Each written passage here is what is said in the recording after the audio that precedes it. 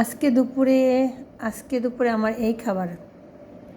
আজকে আমি ট্রাই করতেছি যে সিদ্ধ খাবার আমাকে ডাক্তার খেতে বলেছিল, আমার যেহেতু পেটে আলসার, তাই সিদ্ধ খাবার খেতে বলেছিল। তো আমি একটু ট্রাই করতেছি যে খাওয়া যায় কি না।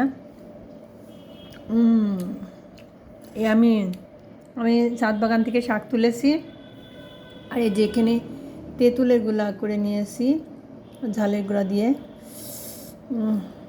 সেই টেস্টি।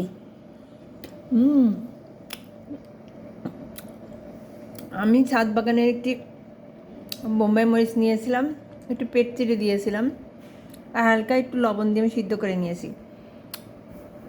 না খেলে বুঝতেই পারবেন না বন্ধুরা কতটা ইয়ামি।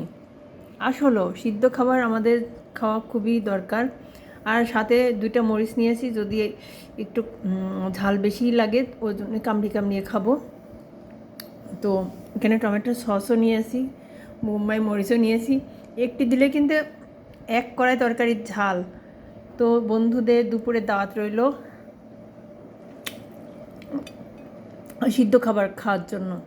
তো সবাই সিদ্ধ খাবার ট্রাই করবেন, আমার মতো খেয়ে দেখবেন। আসলে খুবই ইয়ামি লাগে, খুবই মজা লাগে খেতে। এখানে তেল নেই, স্বাস্থ্যসম্মত খাবার, আর টক তো খাওয়াই যায় এই গরমে।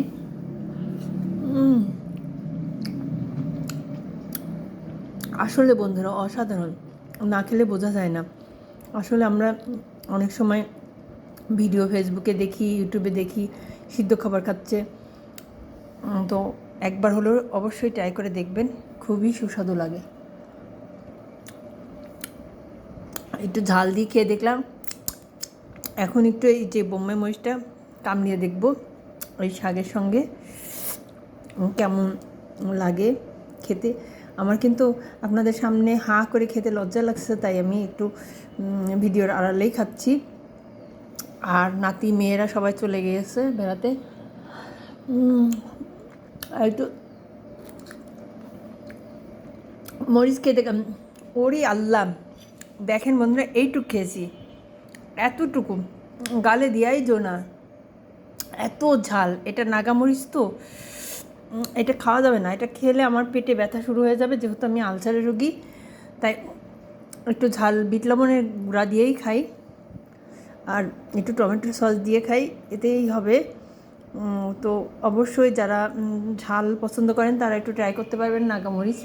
আর যারা একটু ঝাল কম খান, অবশ্যই তারা আমার মতো ঝালটাকে দূরে রেখে একটু টক মিষ্টি টমেটোর সস আর তেঁতুলের সস দিয়ে কিন্তু খেতে পারেন। তো কেমন লাগলো আমার ভিডিওটি, অবশ্যই বন্ধুদেরকে রিকোয়েস্ট করব একদিন হলেও সিদ্ধ সবজি খেয়ে দেখবেন। যে কোনো সবজি সিদ্ধ খাওয়া যায়, একদিন হলেও ট্রাই করবেন। তো রাখি বন্ধুরা, এই দুপুরবেলায় শুভ দুপুর, শুভ কামনা রইল সবার জন্য। পাশে থাকবেন। আল্লাহ হাফেজ। সেই স্বাদ বন্ধুরা।